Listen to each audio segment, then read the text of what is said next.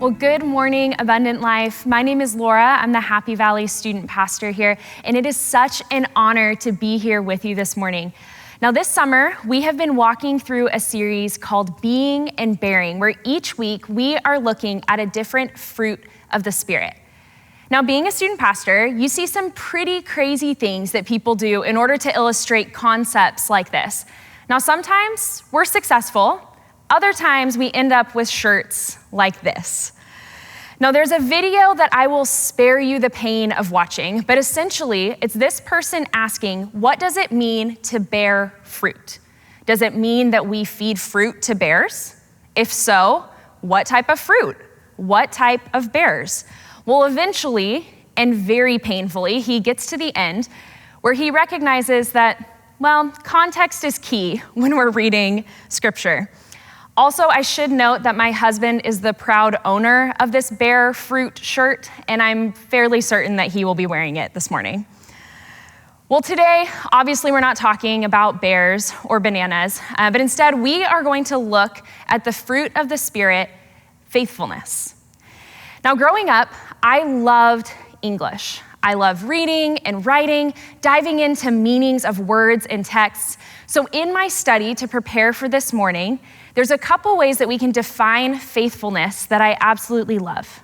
So faithfulness can mean true to the facts, to a standard, or to an original, or it can also mean steadfast in affection or allegiance.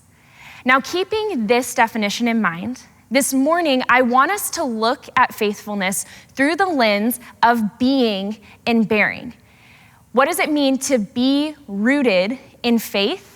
And then what do our lives look like because of that? But the overall truth that I want us to root ourselves in this morning is this: God is faithful. If we're looking at our definition from earlier, he is true and he is steadfast. Now, over and over in scripture, we see God being faithful to individuals and groups of people.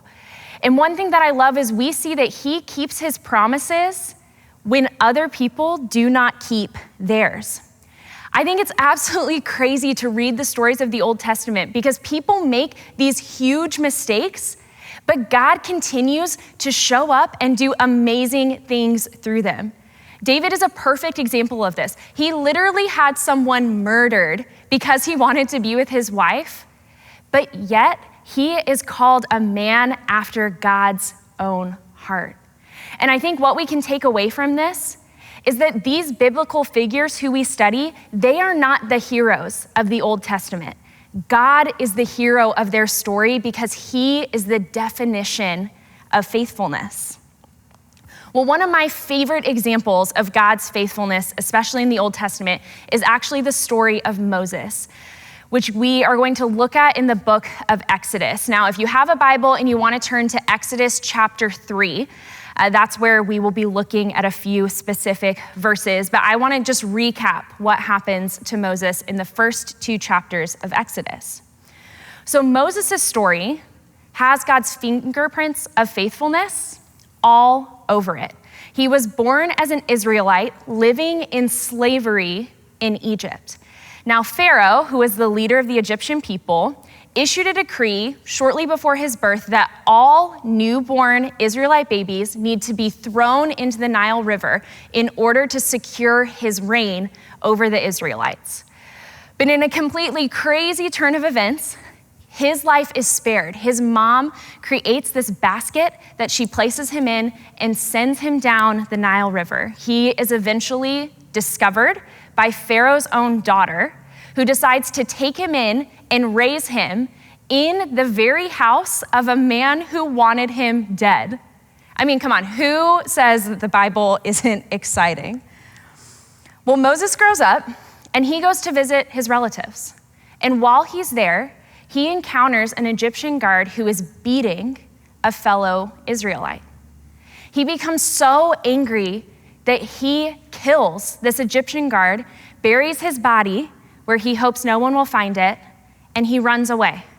He starts an entire new life. He gets married, he has a kid, and he takes up a quiet life as a shepherd, living on Mount Sinai. But the Israelites are still suffering in slavery back in Egypt. And God looks down and decides that he wants to do something about it. So who's he going to pick? Surely not the guy who murdered someone and then ran away from his problems, right? This is what I love about God. He finds us in our mistakes and he gives us a mission. So God finds Moses hiding away in the wilderness, and he gives him this mission: go back to Pharaoh and demand the freedom of the Israelite people. Well, Moses, in Exodus 3, verse 11, immediately tries to disqualify himself from this mission. But Moses protested to God, "Who am I to appear before Pharaoh? Who am I to lead the people of Israel out of Egypt?" You see, Moses' faith is definitely shaken right now. And I think if we're honest, we've all been there. In the face of an impossible or an uncomfortable circumstance, we can ask these same questions. Like, God, are you sure that you're asking the right person? Why me? Who am I? But even in Moses' weakness and doubt, God is faithful. God answered in verse 12, "I will be with you. And this is your sign that I am the one who has sent you. When you have brought the people out of Egypt, you will worship God at this very mountain." Well, Moses continues to protest in chapters 3 and 4. And over again, when Moses gives a reason why he is not the person, God shows his faithfulness. Eventually, Moses accepts the call to go back to Egypt, confront Pharaoh, and demand the freedom of the Israelite people. And God shows up exactly how he said he would. Now, you can read the rest of Moses' story throughout the book of Exodus. But eventually, Pharaoh does grant the release and the freedom of the Israelite people. And I want us to fast forward to Exodus chapter 19, because we actually get to see the fulfillment of God's first promise to Moses. Remember how he said, "Once you're free, you will come back and you will worship me on this very mountain"? Well, Exodus chapter 19, verse 1 says exactly 2 months after the Israelites left Egypt, they arrived in the wilderness of Sinai. After breaking camp, they came to the wilderness of Sinai and set up camp there at the base of Mount Sinai. Guess which mountain Moses had his first encounter with God on? Mount Sinai. Now, this is just one example of God showing his faithfulness in Scripture, and we can see so many other stories of God showing up for people in the Bible. But we can also see his faithfulness in our lives today. For example, God has been faithful to this church. During a crazy year of transition and change, he has shown up and been moving when we weren't meeting in person. When things looked differently, when we did gather, God was continuing to move. And an example that hits close to home for me was how he was faithful to our student volunteers during this season.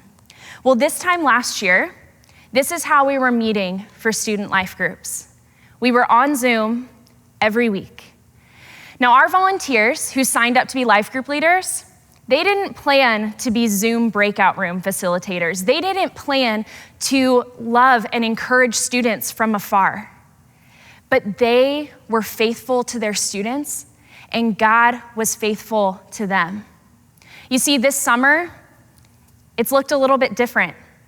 Just last month, we had almost 90 students here on campus for A Beautiful Rebellion, which was our 3-day summer camp experience. And the last night, leaders got the opportunity to intentionally pray with students who wanted to commit to taking their faith deeper.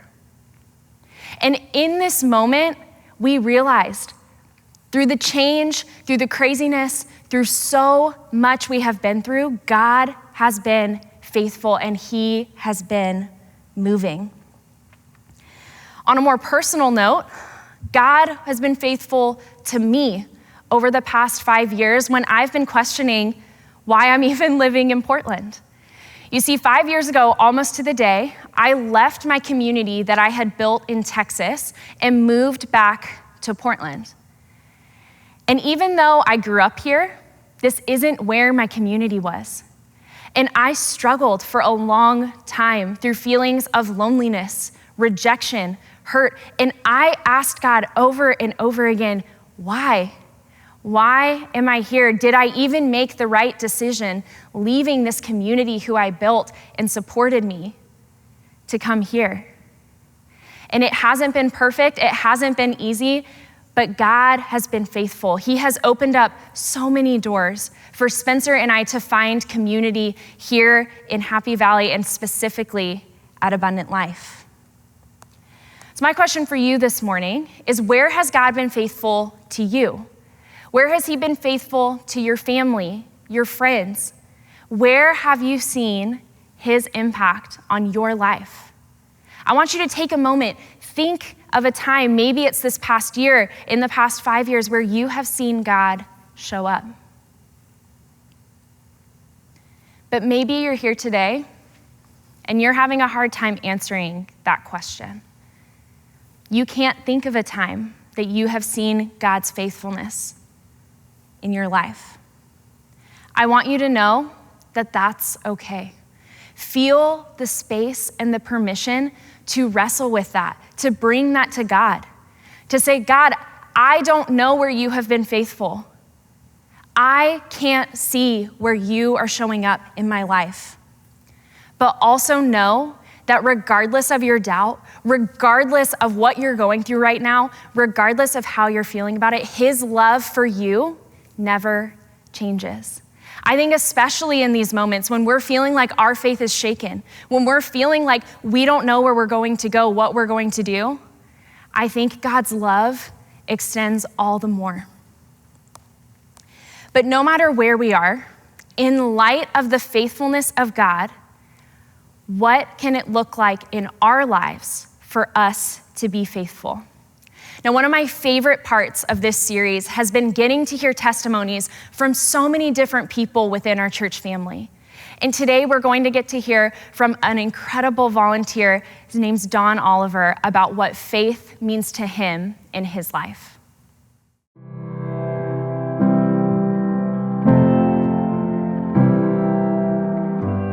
I was asked to talk about faithfulness in my life.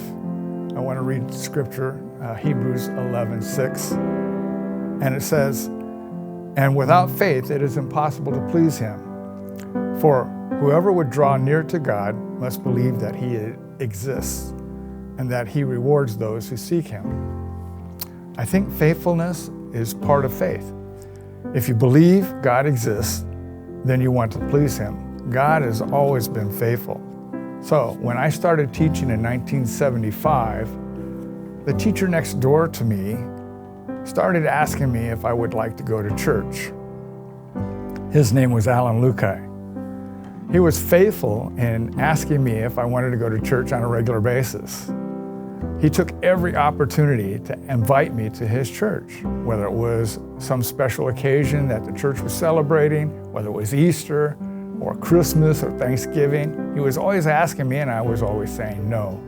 Finally, Alan asked, why didn't I want to go to church? So I told him, I said, it's because the church wants my money and I don't like the show, so I don't want to go. He said his church was different. So he told me that if I wanted money, I could take money out of the offering. But if I was thankful for what God was doing in my life, then I would put money into the offering as a way of showing my gratitude. So I said, I'll be at church next Sunday. And so I went and I took my wife. We both got saved. And I never did get any money out of the offering. So then as a new believer, I was assigned a man who was going to disciple me and train me how to be a Christian and how to live the Christian life. Well, that man was Alan. So Alan showed up at my house and he said, we have a lot of things to discuss. One of the first things I want you to do is I want you to become a regular and faithful giver. So I want you on the first day of the month to write a check for tithe. He says this has to be 10% of your gross income, and you're going to write that every month, the first thing you do. If you're using cash, he says, then I want it to be the first money that you spend. He says, remember, this money is going to God. And so I did that, and I've been faithful to do that for over 40 years. I'm happy and content due in part to the gift of faithfulness. Faithfulness to me means that I'm keeping my commitments, that I'm doing what I say I do, and that I show up on time. So, what does faithfulness look like for me at ALC? Well, I volunteer as a greeter. Many of you have seen me out greeting faithfully every Sunday in front of the church. For my life group, it means I show up every single time. It means that I also co-lead and I help teach. I also pray for my members in my life group on a regular basis. In fact, there's a scripture that says that we should pray without ceasing. So in Ephesians 6:18 says, pray in the Spirit at all times, and on every occasion, stay alert and be persistent in your prayers for all the believers everywhere. So I have a couple tricks that I use to help me pray without ceasing. One of my tricks that I use for praying for the church is, I'll ask you, what kind of car do you drive? What color is it? And then when I see that car, I pray for you. When I drive by a church, any church, I start praying for our church. And so I use triggers to help me in prayer. Faithfulness is a habit and an effort to focus on being like Jesus. I believe God gifted me with faith and faithfulness. I am, in the words of my friends and family, reliable, consistent, and always there. Friends have told me that my faithfulness is amazing. Well, I don't know about that. But I do know that I don't want to miss out on anything that God has for me. So I show up. That's half the battle to being successful. So I try to think of others before myself, and God has blessed me beyond measure and given me the desires of my heart. We are to be faithful right where we are. So in our homes, with your family, in our workplace, with your coworkers, in our community, with our neighbors, to love God and others well in whatever context the Lord has placed us in. This is our assignment.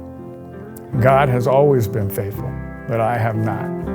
I try real hard to be like Jesus. So I show up, I fight the good fight. I try to be faithful and persistent, and I try to love unconditionally. So I would tell you to be faithful. Well, I loved getting to hear Don share his story, not only of how God has been faithful to him, but now how he is faithful to others.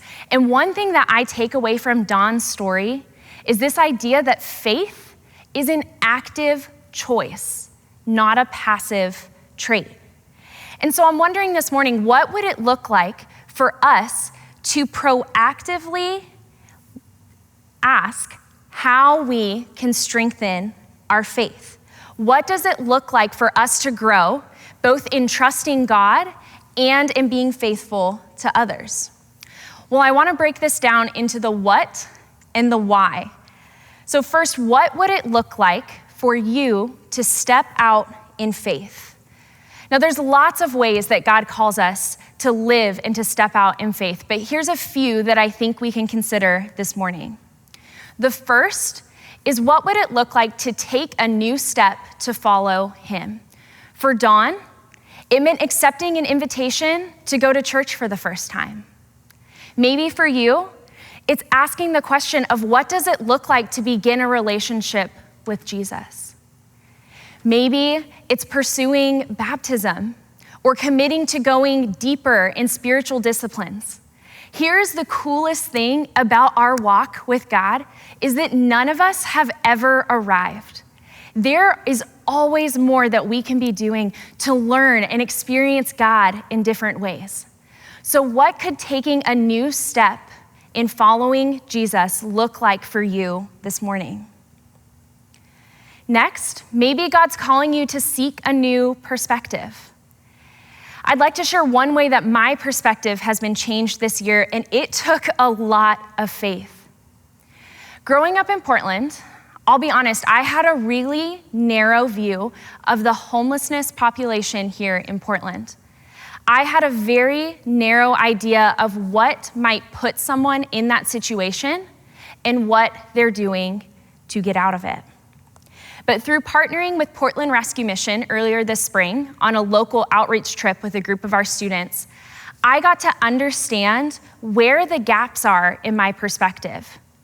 Where am I not understanding what is going on in our city?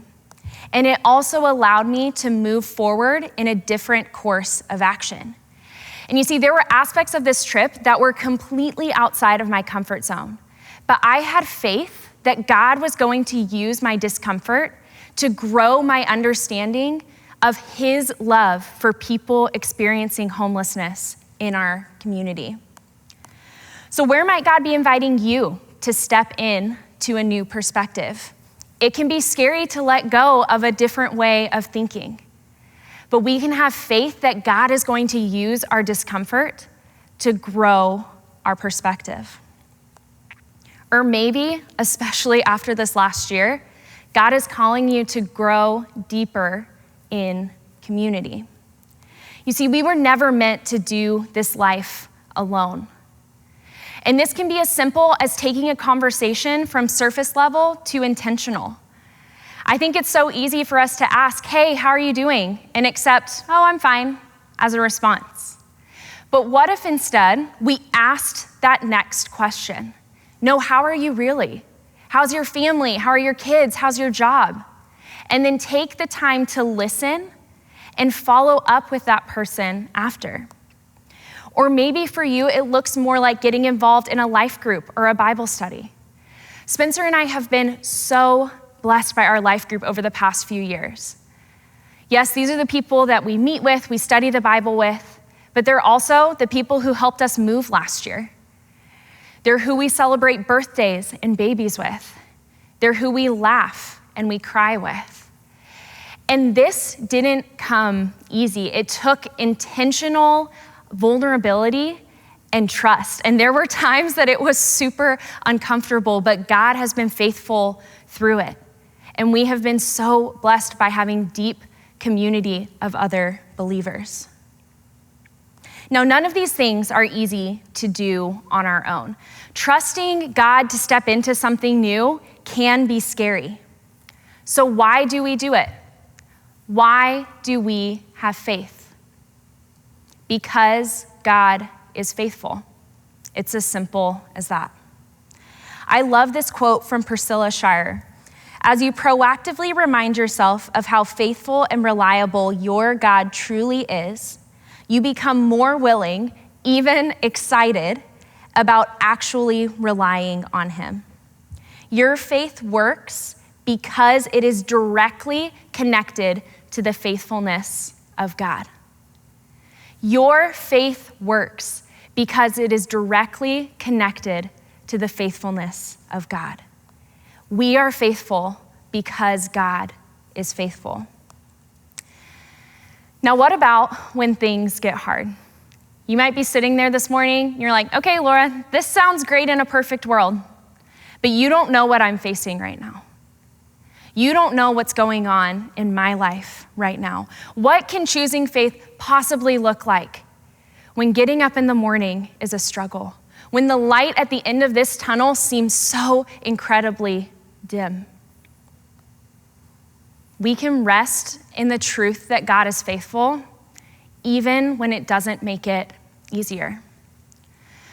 A couple of weeks ago, the man who officiated my brother and sister-in-law's wedding last June passed away very unexpectedly at the age of 51. He left behind a wife and 2 daughters who were in high school, and we were all left asking why. Spencer and I had the privilege of watching his memorial service last week as it was streamed from his home church in Alabama. And over again, we heard the legacy of this man's faith. He served faithfully in ministry for decades, and person after person spoke of how his faith empowered him to do hard things, how it powered his love for others, how it allowed him to be an incredible father and husband and friend. But in the exact same breath, each and every person said, I don't understand why this happened. This may be one of the hardest things I have ever had to walk through, but I am choosing faith. We can rest in the truth that God is faithful even when we don't have all the answers. Jesus says in John 16:33, I have told you all this so that you may have peace in me. Here on earth, you will have many trials and sorrows, but take heart because I have overcome the world. One thing that struck me about this service was the community of people who were rallying around Wade's family and friends. And it reminded me that we can ask others to walk alongside us through prayer and support. We don't have to do this alone. If I can be honest, there have been seasons where I have felt like my faith isn't enough. I'm walking through something, I'm asking these big questions, the mountain that I'm climbing seems so steep and my faith is shaken. And if I had to guess, you've been there too. Or maybe you're there right now. But my mom is one of the most disciplined people I know. She wakes up almost every morning and she reads her Bible, she does a devotional, and she journals her prayers. Now, these prayers are beautiful. She pours out her heart over her friends, her family, people that she knows are walking through hard times. And there have been days where the knowledge that my mom, no matter what I'm going through, is covering me in prayer, it brings me hope. It allows me to step out and strengthen my faith because I know that her faith is coming alongside me and supporting me. James 1, starting in verse 12, says, Is anyone among you in trouble? Let them pray.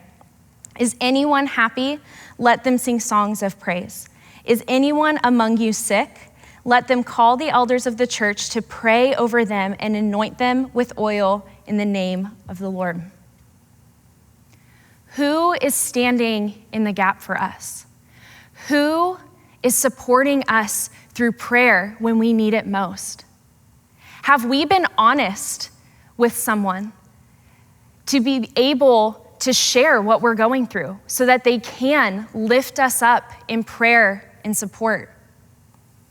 And on the flip side, who are we standing in the gap for? Are we a community that can come around people who are walking through hard things and pray and believe that even in the midst of these hard times, God is faithful? Now remember, we can be faithful in prayer, both in our own lives and for others, because God is faithful.